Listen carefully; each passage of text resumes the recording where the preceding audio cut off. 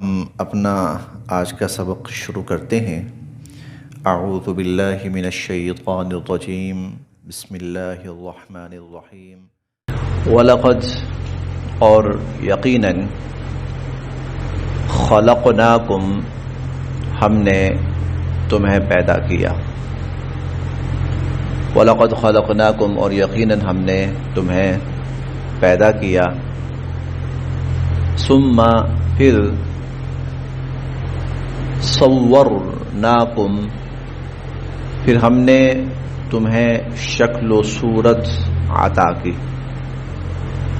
ثم صورناکم پھر ہم نے تمہیں شکل و صورت عطا کی۔ ثم پھر قلنا ہم نے کہا للملائکتی فرشتوں سے اسجدو کہ تم سجدہ کرو لآدم آدم کو۔ پھر ہم نے فرشتوں سے کہا کہ تم سجدہ کرو آدم کو۔ فسجدوا تو ان سب نے سجدہ کیا، الا سوائے ابلیس کے۔ فسجدوا سب نے سجدہ کیا، الا ابلیس سوائے ابلیس کے۔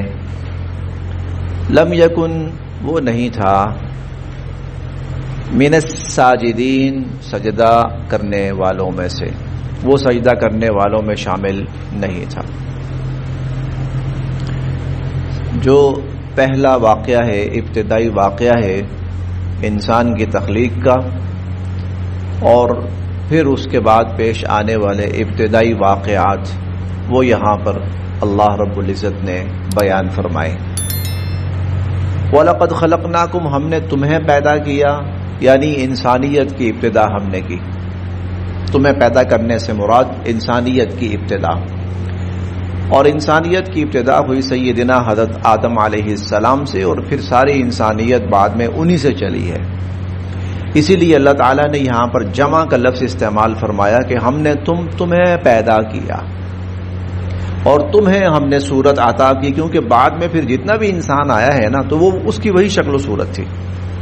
وہ جو ایک فزیک بنی تھی نا آدم علیہ السلام کی، آنکھیں اور ناک اور ہونٹ اور ہاتھ اور سر اور یہ سارا ڈھانچہ، پھر سب انسانوں کا پھر یہی بنا، ایسا ہی پھر سب انسان آئے۔ بس معمولی سا رد و بدل ہوتا تھا، رد و بدل نہیں، کمی بیشی ہوتی تھی، جیسے کسی کی ہائٹ زیادہ ہے، کسی کی کم ہے، فزیکلی زیادہ کوئی ہیلدی ہے، کوئی نسبتاً تھوڑا سا کم ہے، اور کسی کا رنگ روپ تھوڑا سا ذرا نکھرا ہے، کسی کا ذرا مدھم ہے، رنگ کسی کا سیاہ ہے، سفید ہے، سرخ ہے، یہ۔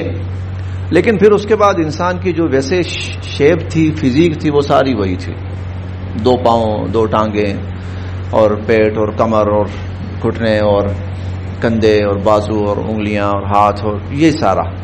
ثم صورناکم اسی لیے اللہ فرماتے پھر ہم نے تمہیں شکل و صورت عطا کی۔ ثم قلنا پھر ہم نے کہا للملائکہ فرشتوں سے اسجدوا لآدم سجدہ کرو آدم علیہ السلام کو۔ فسجدوا تو ان سب نے سجدہ کیا، الا ابلیس سوائے ابلیس کے۔ لم یکن من الساجدین وہ سجدہ کرنے والوں میں شامل نہیں تھا۔ ابلیس جن تھا، 15ویں پارے میں ہم پڑھیں گے انشاءاللہ۔ کان من الجن اس وقت انسان سے پہلے فرشتے اور جنات 2 مخلوقات موجود تھی، فرشتے اور جنات 2 مخلوقات موجود تھی۔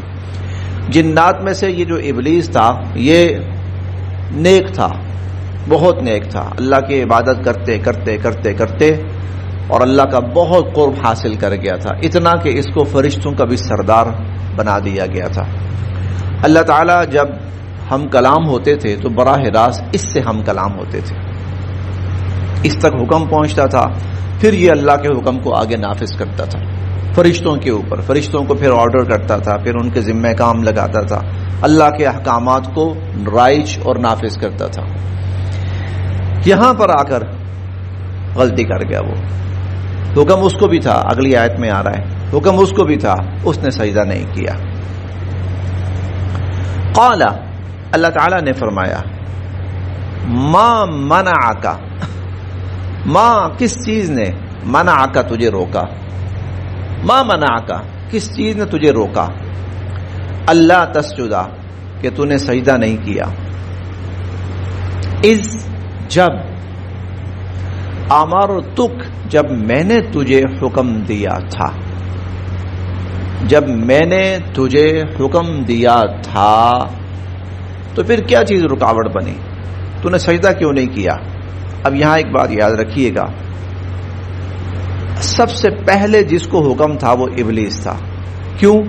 ہیڈ تھا نا، تو سب سے پہلے حکم تو اس کو ہوا، باقی تو پھر اس کے انڈر تھے نا فرشتے، ان کو تو بعد میں بھی حکم ہوا، پہلے تو اس کو تھا، سب سے پہلے ہیڈ یہ تھا، تو سب سے پہلے اس کو حکم ہوا، اس لیے اللہ فرما رہے ہیں کہ جب میں نے تجھے حکم دیا تھا آدم کو سجدہ کر، تو کیا چیز، کیا رکاوٹ بنی، تجھے کس چیز نے روکا، تو نے سجدہ کیوں نہیں کیا؟ قال کہنے لگا، قال کہنے لگا، انا میں، خیر بہتر ہوں، منہ اس آدم سے، انا خیر منہ میں اس آدم سے بہتر ہوں، خلقتنی مجھے آپ نے پیدا کیا، من نار آگ سے، خلقتنی من نار مجھے آپ نے پیدا کیا آگ سے، وخلقتہ اور اس کو آپ نے پیدا کیا، من طین مٹی سے، اس کو آپ نے مٹی سے پیدا کیا، مجھے آپ نے آگ سے پیدا کیا، اور آگ کی صفت کیا ہے، اس کو جلایا جائے تو وہ اوپر کو اٹھتی ہے، تو اس کے کہنے کا مقصد یہ تھا کہ آگ اوپر کو اٹھتی ہے تو گویا یہ اس کے لیے ایک عزت، عظمت اور بلندی کی چیز ہے، اس کے لیے رفعت ہے، بلندی ہے، تو وہ بلند ہوئی، وہ بہتر ہوئی۔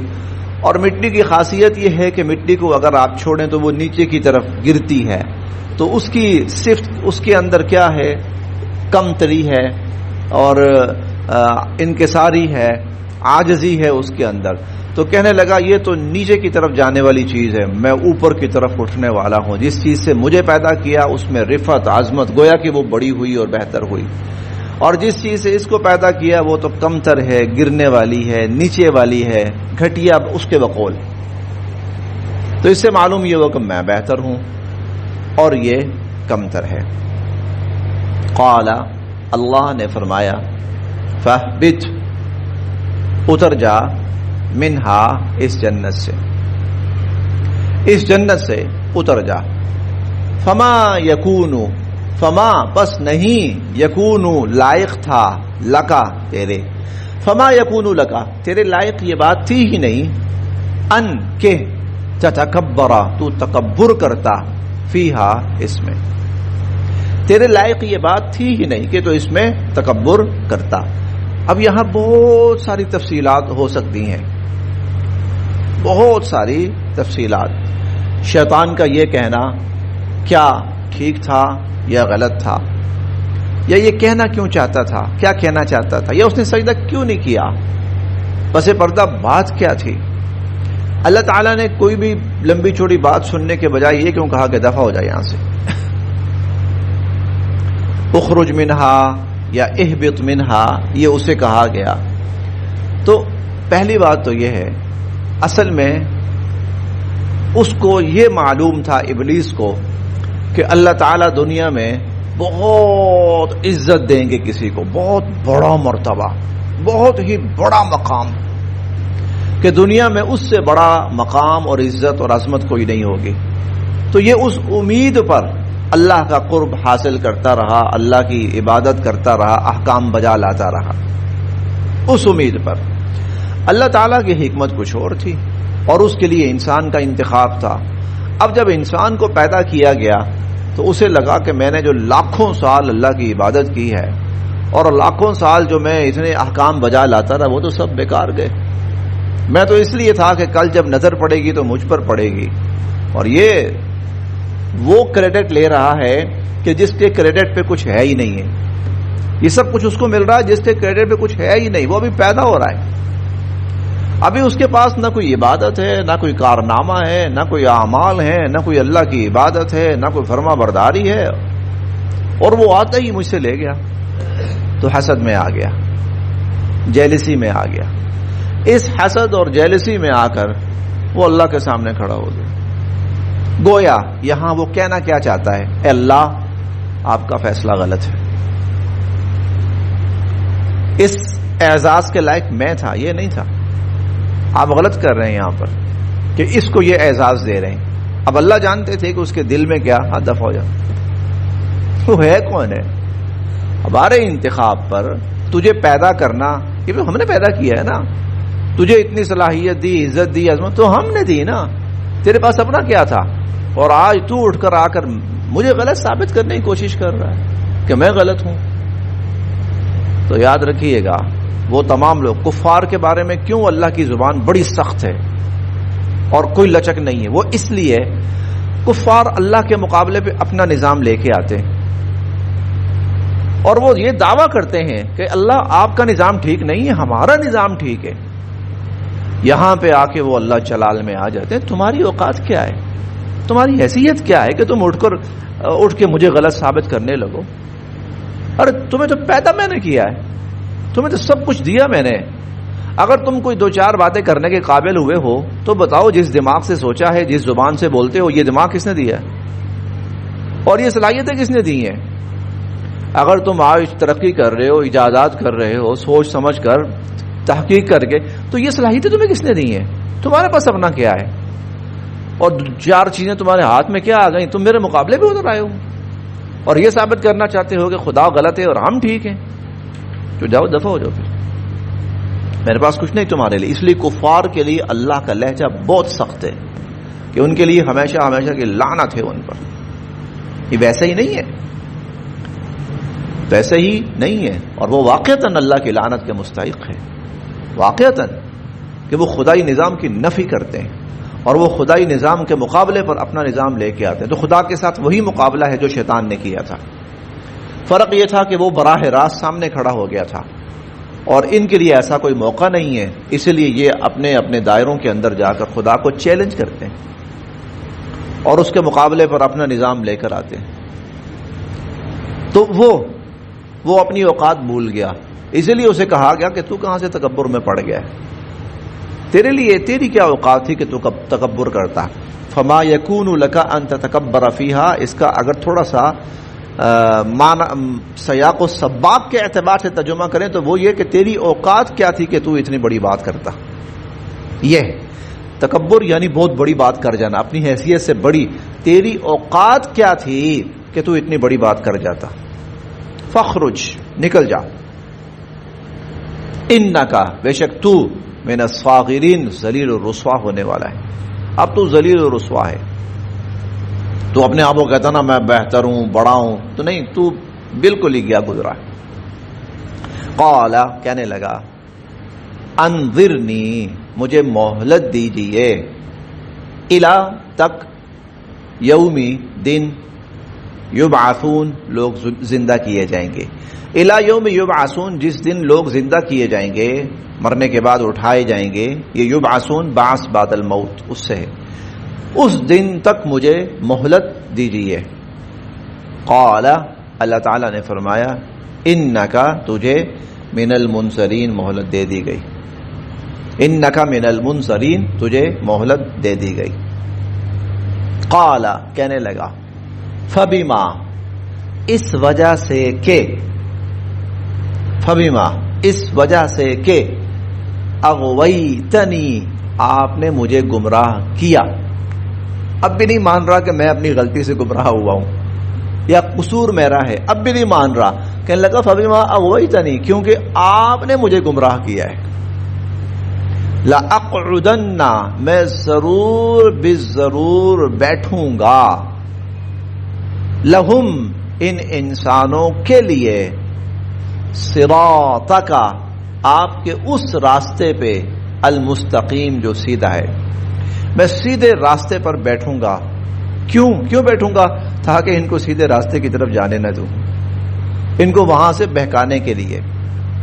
ثم، پھر، لآتینہم، میں آؤں گا ان پر، میں آؤں گا ان انسانوں پر، من بین ایدیہم، ان کے آگے سے، ومن خلفہم اور ان کے پیچھے سے، وعن ایمانہم، ایمان یمین کی جمع ہے دایاں ہاتھ، اور ان کی دائیں طرف سے، وعن شمائلہم شمال سے ہے بائیں طرف، اور ان کے بائیں طرف سے، میں ان کے دائیں سے آؤں گا، بائیں سے آؤں گا، آگے سے آؤں گا، پیچھے سے آؤں گا، گمراہ کرنے کے لیے۔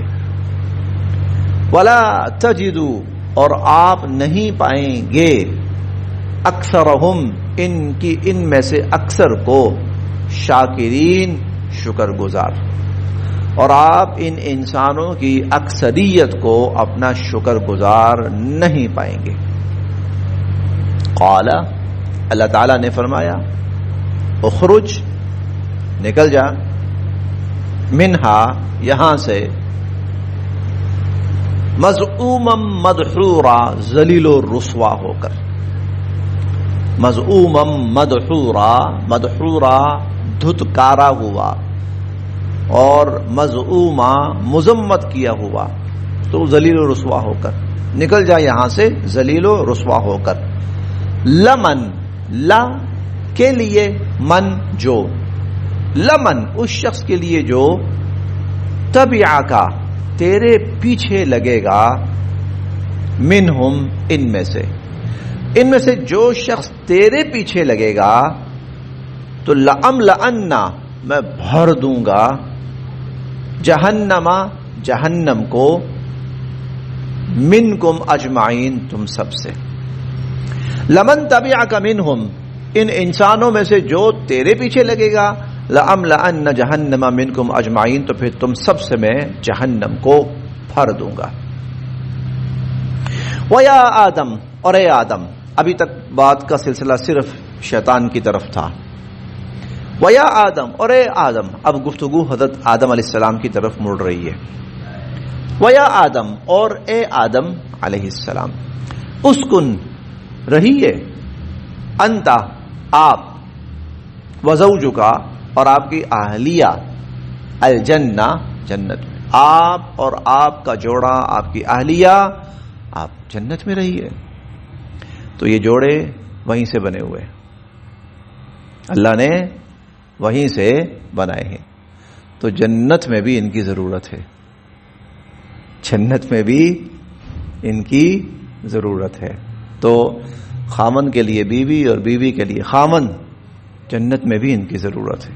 اس لیے اللہ تعالیٰ نے آدم علیہ السلام کے لیے ان کا جوڑا پیدا فرمایا، اما حوا سلام اللہ علیہ ان کو پیدا فرمایا۔ وَيَا آدم اسکن اور اے آدم رہیے، انت آپ، وزوجک الجنہ اور آپ کی اہلیہ، آپ کا جوڑا جنت میں، فکلا کھاؤ، من حیث جہاں سے، شئتما تم دونوں چاہو، فکلا من حیث شئتما جہاں سے تم دونوں چاہو کھاؤ۔ اور ہم پہلے پارے میں پڑھ کے آئے ہیں رغدن، کوئی روک ٹوک نہیں ہے، بلا روک ٹوک کھاؤ۔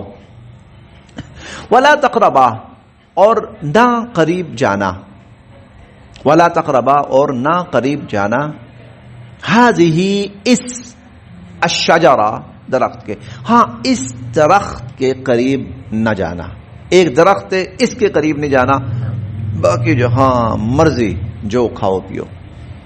فتکونا ورنہ تم ہو جاؤ گے، یعنی اگر تم گئے تو ہو جاؤ گے، من الظالمین اپنی جان پر ظلم کرنے والے، اپنی جان پر زیادتی کرنے والے۔ فتکونا من الظالمین اگر تم گئے تو ہو جاؤ گے اپنی جان پر ظلم اور زیادتی کرنے والے۔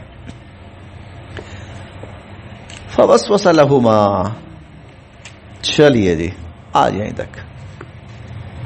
اب شیطان کو پتہ لگ گیا کہ آدم علیہ السلام کو ایک چیز سے اللہ نے منع کیا ہے، اب میں نے اللہ کی ایک بات نہیں مانی تو مجھے جنت سے نکال دیا گیا، اگر میں آدم کو بھی اس طرف لے جاؤں کہ یہ بھی اللہ کی ایک بات نہ مانے تو اس کو بھی یہ بھی جنت سے نکل جائے گا، تو دشمنی ہے نا، تو میں نہیں جنت میں رہا تو یہ کیوں رہے، میں جنت میں نہیں رہا، اگر میں نے نافرمانی کی ہے تو میں اس کو بھی نافرمانی کی طرف لے کے جاؤں۔ تو ایک چیز تو یہاں پر یہ سامنے آئی۔ دوسری چیز عمومی اصول بھی یہی ہے کہ اکثر جو ہے اللہ کی طرف سے دنیا کی چیزیں حلال ہیں، اکثر اللہ کی طرف سے دنیا کی چیزیں جائز ہیں اور حلال ہیں. ہاں کہیں کہیں کچھ چیزیں وہ ممنوع ہیں.